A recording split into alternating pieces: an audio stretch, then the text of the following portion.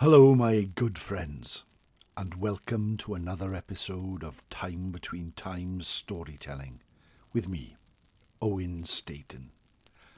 Christmas is just around the corner. The nights cannot get any darker. The day is like the blinking of an eye. But we are not afraid. We are not worried. We are not concerned. For we are at the fire pit at the heart of the forest, and that is a place of joy. Welcome, my friends, to another tale traditionally told. I hope you are all well, and thank you so much for joining me here once again. Today's tale is a scary one, so please be aware of that. It's bloodthirsty and really quite spooky. When I read and researched it, I thought, whoa, that's a great old horror story. But there we go. That's what some of these tales are. So even though Christmas is around the corner, what better than a true ghostly tale to be told at the dark of the year? On the 23rd of December at 9 p.m, I will be reading Charles Dickens' The Signalman on Twitter Spaces, or X Spaces if you like. I would like nothing more than for you to join me there, where we can share my favourite ghost story. That would be great. There we go. Sit back then, my friends. Relax, as I take you to the time between times. The last few weeks have been a blur, rushing here and there. It's been good. We've seen friends that we haven't seen all year. We've been places where we haven't been for a long time, in celebration, friendship, and happiness. We would like nothing more than to cuddle up with a good book and doze off into the winter night. But we know we have something else to do, somewhere else to be, other people to see.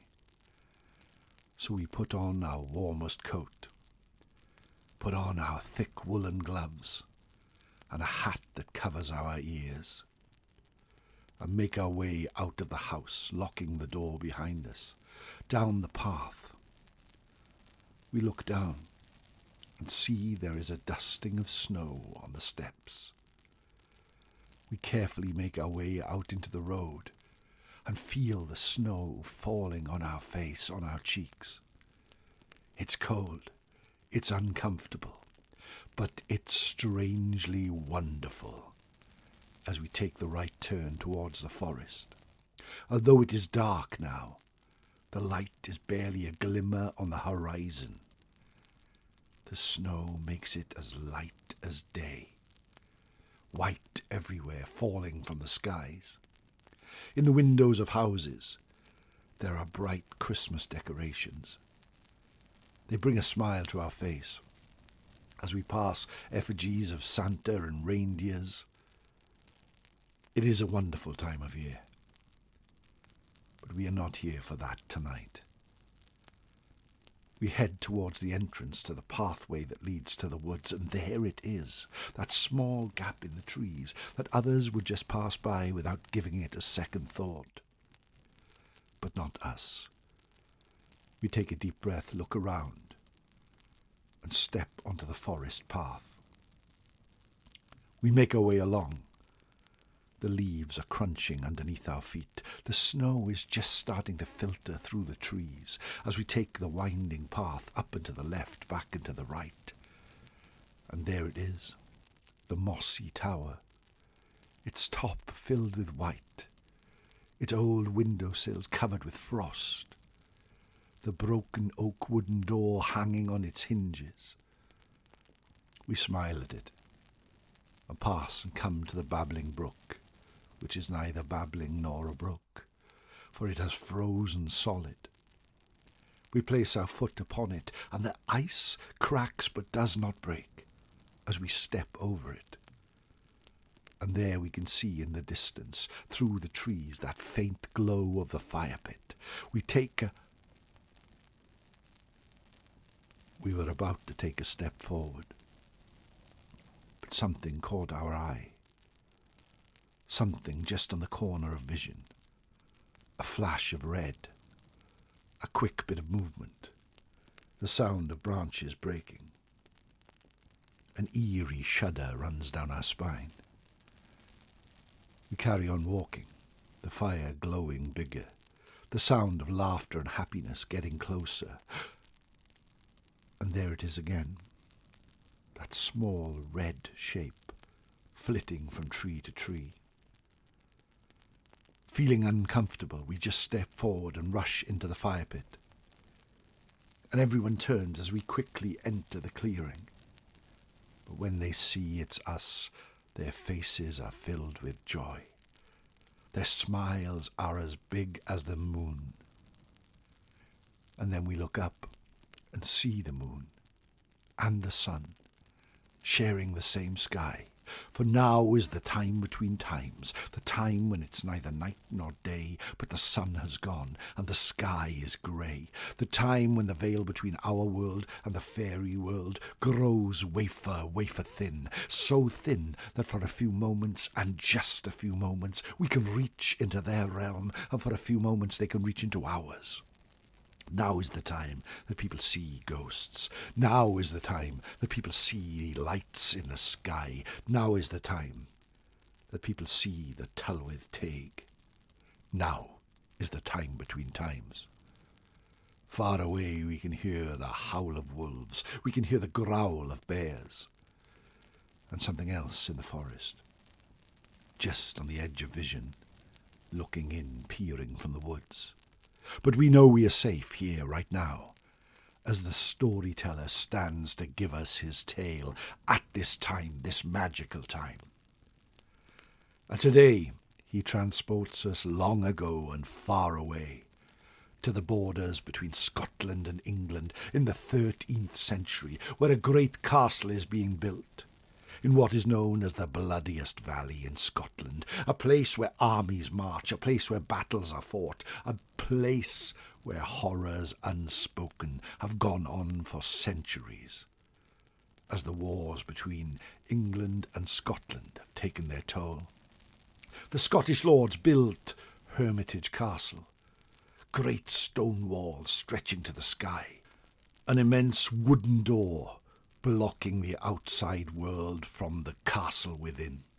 And there inside lived the wicked Lord Soulis, butler to the kings of Scotland and guardian of the entrance of the realm.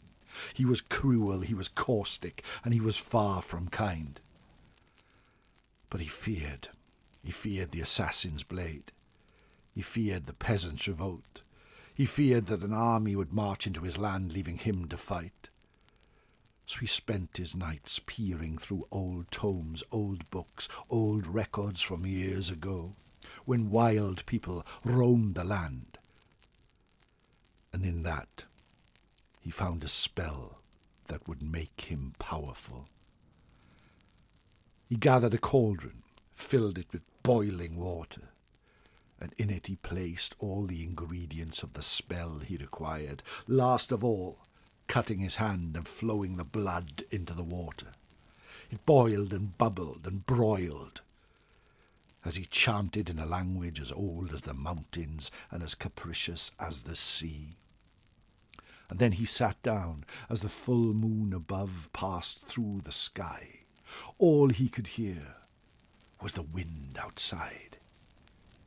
But then, in the hex he had wrought on the floor, something started to happen.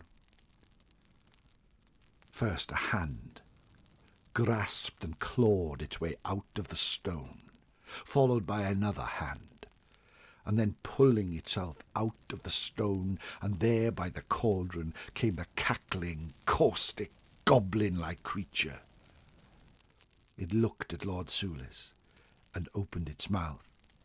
"Welcome, my lord, to your future. You have summoned me from the pits below, and I will grant you the greatest boon." "What is that?" said Lord Soulis, his heart beating in his chest at this creature who had just arrived in his castle. You cannot be slain by steel. You cannot be bound by rope. So fear not your future, for I am your guardian now. But who are you? I will tell you who I am.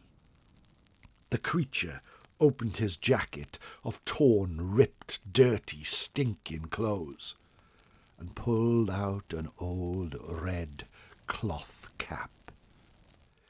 I am the Red Cap, and I will be forever with you. But know this, my cap has to stay red, and it stays red by me dipping it into the blood of your victims. So as long as my cap is red, I will sit on the walls of Hermitage Castle and look after you. That sounds all right to me, said Lord Soulis.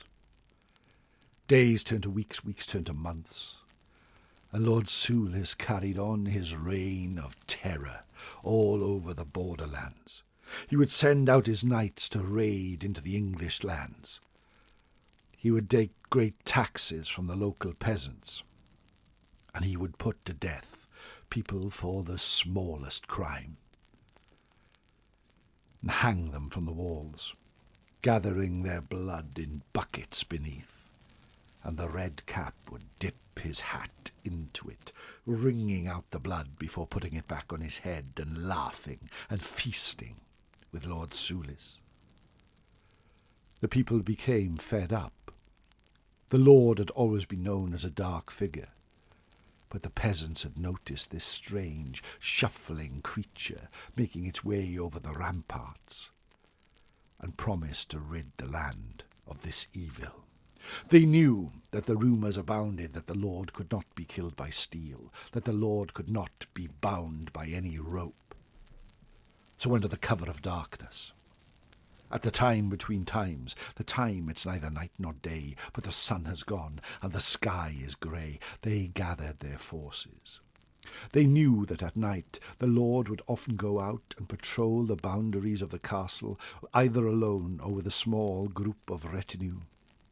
They waited until that time came, and they rushed forth. When the Lord saw the peasants rushing towards him, pitchforks brandished, small knives and swords, and screams as they made their way towards him, he held no fear. He leapt off his horse and attacked them with his sword swinging. But he didn't know that they had a plan. Their numbers were great, and although he could not be bound by rope, they had with them lead, a great lead bar that could be bent, and as numbers reached outside the castle, they ploughed over and pushed down the Lord, and bound him with a lead chain. Screaming and crying, they picked him up and took him into the castle, into his very home, up the great stone steps, past the tapestries, until they came to the room where he had conjured the creature. And there he laughed, for they could do him no harm. But they could, and they lifted him up and placed him head first in his own boiling cauldron, drowning him here and there as his legs kicked from under him. And that is how the people of the borderlands rid themselves of Lord Soulis. But the great battle had been fought, and the blade of Lord Soulis had caused a number of casualties amongst these people. And as they carried them away, they turned around, and on the ramparts of the stone sentinel that was Hermitage Castle, they saw the Red Cap dipping his hat in the blood of the fallen. They had rid themselves of one evil, but the second remained. Things were much better after that. A kinder lord moved into the area, although he refused to live in the castle, and the peasants' lives became more tolerable.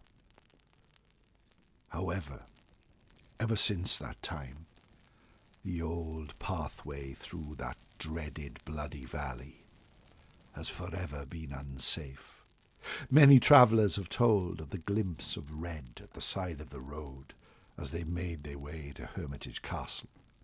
Some people travelling those ancient byways and coffin roads late at night have been lost, never to return.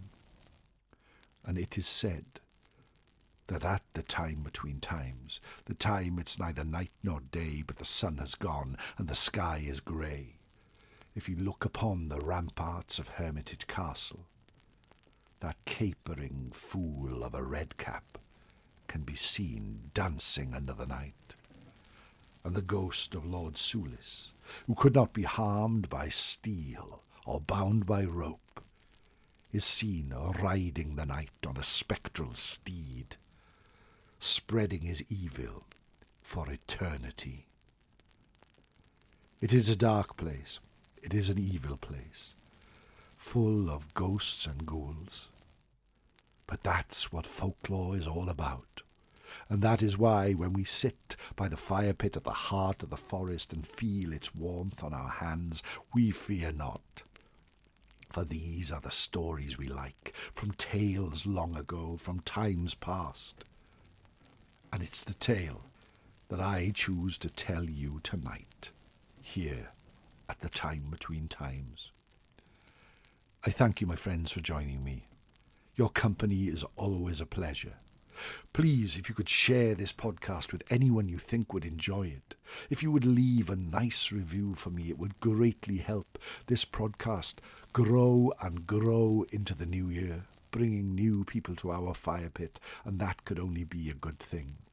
If you do enjoy it, and you can do it, and wish to support me further, why not become a Patreon at patreon.com/Owenstaton7, or buy me a Ko-fi at kofi.com/Owenstaton.